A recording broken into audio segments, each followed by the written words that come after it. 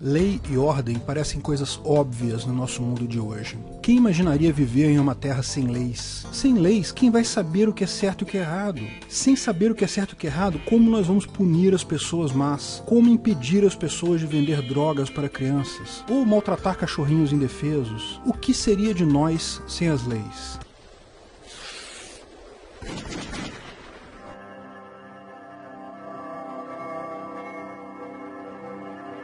Afinal, o PNA, o princípio da não agressão, é uma lei? Bom, a questão é, lei não é necessária para saber o que é certo e o que é errado, nem para punir quem fez o errado. Na história da humanidade, nem sempre houveram leis, mas o ser humano sempre deu um jeito de saber o que era certo e o que era errado.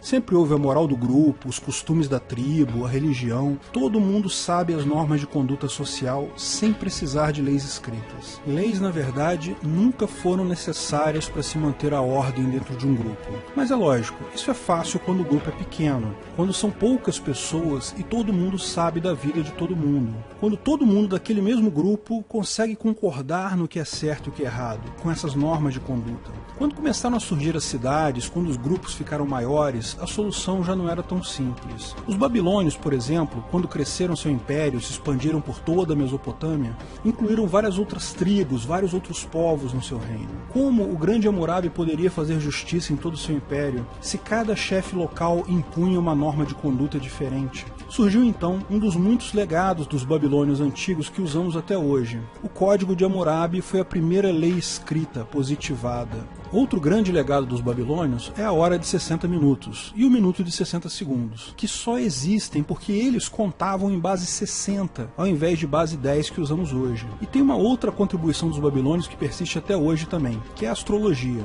O seu signo, Leão, Capricórnio, etc., diz em que constelação estava o Sol no momento do seu nascimento, se você tivesse nascido na Babilônia antiga. Como você não nasceu naquela época, esquece, esse troço não serve para nada. O Código de Hammurabi listava várias condutas erradas e suas penas associadas. Ele foi talhado em várias pedras e espalhado por toda a Babilônia. Algumas cópias sobreviveram até hoje. A mais bem preservada delas está no Museu do Louvre, em Paris. Mas a questão é, a ideia pegou. A partir daí, leis escritas, chamadas leis positivadas, passaram a ser uma comum entre governos. Os romanos, por exemplo, criaram as 12 tábuas e a partir daí começaram a desenvolver um sistema legal chamado Civil Law, que é o sistema legal que o Brasil usa. O governo reúne uma assembleia, que no nosso caso é chamado de Congresso Nacional, vai lá e define o que é certo e o que é errado. Parece ser a única opção, não é? Mas olha, desde que o Império Romano caiu, uma província dos romanos, a Britânia, tinha um costume herdado dos antepassados saxões deles. O costume da indenização ao invés de punição. Veja, naquela época, esquece cadeia. Cadeia não existia naquela época. Os romanos puniam com tortura, morte, cortavam dedos, etc. Os saxões tinham a ideia da indenização. Retirava-se dinheiro de quem cometeu um crime. Pagava-se a indenização à vítima e uma parte ia para o rei pela aplicação da justiça. Logo que a monarquia britânica se consolidou lá pelo século XI, o rei Henrique II estava com uma necessidade de dinheiro enorme. Então o que ele fez? Ele criou um grupo de magísteres, juízes estatais, que foi de cidade em cidade para julgar casos e aplicar a lei. Por quê? Ora, para arrecadar dinheiro para a coroa, aquela taxa do rei das indenizações. Mas eles perceberam alguns problemas. A monarquia mal havia se estabelecido. As leis positivadas, o código legal deles era pequeno e mal elaborado. Com isso, dava margem para interpretações diferentes, várias lacunas existiam. A primeira ideia, lógico, foi melhorar a lei, mas não tinha como se comunicar rapidamente naquela época. Como reunir todo mundo e elaborar novas leis seria muito complexo. O que eles decidiram na época? Qual foi a ideia? Eles, os próprios juízes, começaram a definir os seus julgamentos com base em costumes locais, no bom senso e em julgamentos passados. Daí surgiu um outro sistema jurídico chamado Common Law. O sistema da Common Law é usado em vários países hoje em dia, inclusive os Estados Unidos e a Inglaterra. Ao invés de ter uma montanha de leis escritas que dizem o que é certo e o que é errado, os juízes tomam suas decisões com base na cultura local, no bom senso e nas decisões de outros casos passados. Repare a diferença. Ao invés de haver uma entidade central autorizada para dizer o que é certo e o que é errado, cada juiz, ao avaliar avaliar cada caso, decide o que é certo e o que é errado. Os dois sistemas concordam que existem normas de condutas, que é preciso que alguém diga o que é certo e o que é errado. E também que o povo tem que obedecer essas normas. Quem não obedece deve ser punido. A única diferença é quem cria essas normas de conduta. Quem tem autoridade para criar uma norma de conduta? Surgiram então duas explicações diferentes, o juspositivismo e o jusnaturalismo. Os juspositivistas dizem que só o rei ou o Congresso pode gerar leis, porque ele é autorizado por uma fonte externa maior, que é quem tem a autoridade de criar as leis. Essa entidade ou força externa foi originalmente claramente religiosa. Por exemplo, foi Moisés quem ditou a norma legal "não matarás", mas ele disse isso porque Deus mandou. A legitimidade dessa norma jurídica vem de Deus. Se o Zé das Couves disser "não matarás", a norma é a mesma, mas para os juspositivistas não é a mesma coisa não. Que autoridade o Zé das Couves tem para ditar alguma coisa? Mais adiante, isso mudou e virou o contrato social. Por que o Congresso brasileiro pode parir da cabeça deles leis idiotas como a que obriga faróis acesos em rodovias? Porque o artigo 48 da Constituição autoriza. A Constituição é a materialização do contrato social que dizem que você assinou, e ela autoriza o Congresso a dizer o que é certo e o que é errado. Isso é o juspositivismo. É uma pirâmide de leis em que as leis de cima autorizam as leis de baixo e o topo é autorizado por uma figura externa etérea, que pode ser Deus ou pode ser o contrato social. Outra corrente, o jusnaturalismo, surgiu a partir da constatação óbvia de que a população já tem um conjunto implícito de regras do que é certo ou errado.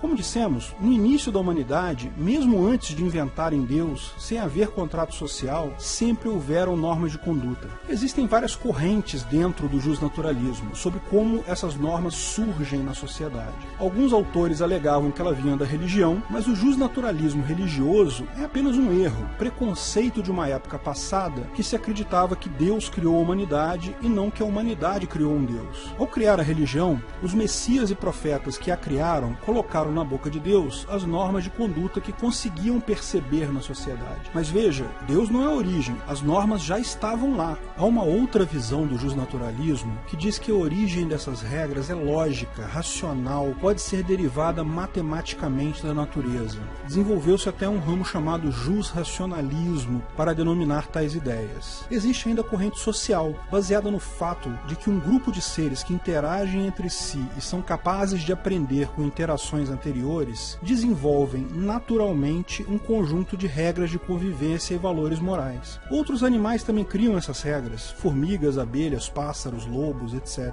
É ordem que surge da complexidade, tal como a vida. Lógico, essas normas irão variar de grupo a grupo, de tempo a tempo. Essas regras têm alguns componentes lógicos, mas também têm componentes ambientais, históricos e até fatores puramente aleatórios. Existem ainda outras correntes do jusnaturalismo, mas o ponto central do jusnaturalismo é que essas normas já existem difusas na sociedade. As pessoas já sabem o que é certo e o que é errado. Essa visão legitima a common law. Não é preciso de um congresso para ditar leis. Não é preciso nem mesmo que só exista um conjunto de leis. Basta que os juízes julguem conforme os costumes locais, o bom senso e conforme os bons julgamentos anteriores. Como a escolha de julgamentos anteriores é livre, apenas as boas sentenças sobrevivem. Cria-se uma competição saudável de boas decisões. Criam-se boas normas por competição. Os estados atuais, de fato, apresentam uma mistura dos dois sistemas. Embora o sistema brasileiro seja civil law,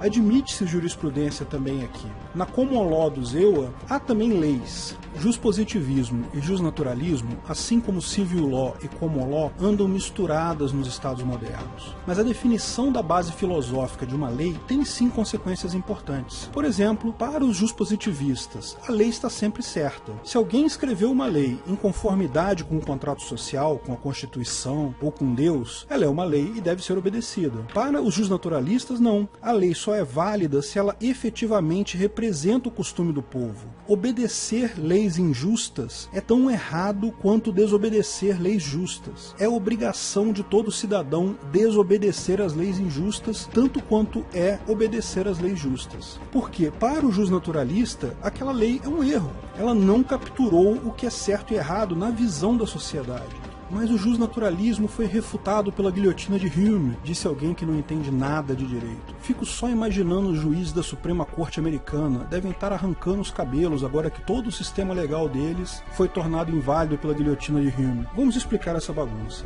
A guilhotina de Hume é um princípio de lógica filosófica que diz que é inválido derivar em dever ser de um ser. Uma lei natural, como a lei da gravidade, é um ser, é um fato, é algo que simplesmente existe. Uma norma de conduta, ou uma lei, é um dever ser, é uma regra que implicitamente mostra a possibilidade de ser desobedecida. Ou seja, em última análise, a guilhotina de Hume diz que não faz sentido criar uma lei, é obrigatório cair para baixo. Você está criando um dever ser a partir de um ser. Chega a ter um tom cômico, porque entendemos que o dever ser embute a possibilidade da desobediência. Daí, algumas pessoas pegaram uma das correntes do justnaturalismo, a que diz que isso vem das leis naturais, da matemática e da lógica, e inferiram que o justnaturalismo deriva um dever ser de um ser. Portanto, cai na guilhotina de Hume, portanto é falso. Mas veja, o justnaturalismo, em seu cerne, apenas constata que tais normas já existem na sociedade. O ponto central é que o dever ser já existe na sociedade, portanto, ele deriva as decisões judiciais, ou seja, o dever ser jurídico do dever ser difuso que já existe na sociedade.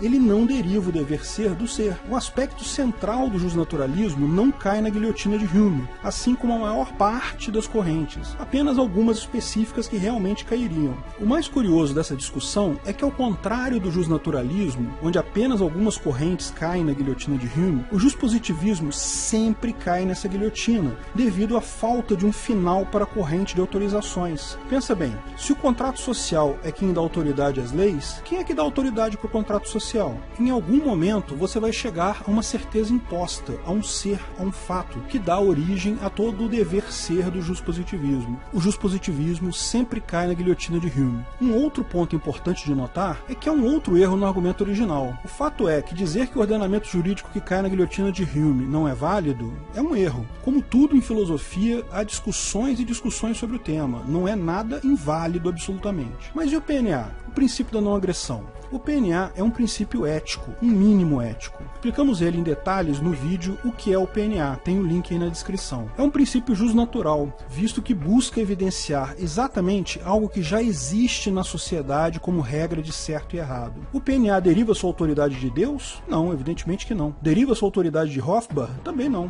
Ele deriva sua autoridade exclusivamente do fato de ser um princípio justnatural. As pessoas naturalmente o reconhecem como válido. Como ele foi concebido como uma visão libertária, evidentemente ele prescinde do governo. Uma sociedade não coercitiva não precisa do governo para formalizar o que ela acha que é certo ou errado. Mas o PNA é só o mínimo ético. Certamente serão precisas outras decisões, como tratar o aborto e o caso de crueldade com animais e vender droga para crianças. Essas são só as questões mais evidentes, há milhares de outras. As agências de segurança terão contratos com uma base legal que você pode escolher. Veja como funciona no vídeo o que é uma sociedade de leis privadas. O link está na descrição. Além disso, os tribunais privados, ao julgarem casos concretos, vão naturalmente usar os princípios da common law. Vão usar a jurisprudência passada para definir como vão julgar casos no futuro. As vantagens da justiça privada descentralizada são enormes. Eu vou citar só um caso. Ninguém mais será obrigado a ser julgado pelo seu oponente. Quando você processa o governo, ou quando o governo te processa hoje, é ele quem julga a causa. PNA não é lei, mas é tudo o que a gente precisa para ter um mundo muito mais justo. Se você gostou do vídeo, não esqueça de curtir e compartilhar. Agradecemos o apoio de todos os nossos patrocinadores, que aparecem no texto, em especial a nossos patrocinadores VIPs, Olímpio Ferreira, Breno Meneghetti, Ariel Parcianello, Paulo Martins, Felipe Murta, Guilherme Ribeiro, Joaquim Dornelles, Vicente Gino, Daniel Mizedo, Bruno Brinatti, Gabriel Carres, Rodrigo Galberto. Clique no logo do canal para assinar e ser avisado de novos vídeos. Se quer saber mais sobre o assunto, veja um desses vídeos que selecionamos. Um agradecimento especial para a comunidade Ancapsu, que me ajuda a fazer esses vídeos, e para os administradores do canal do YouTube e da página do Facebook, Pedro Baldi e David Coutinho. Se quiser contribuir com o canal, ajudar na divulgação do anarcocapitalismo, veja na descrição de que formas você pode fazer isso.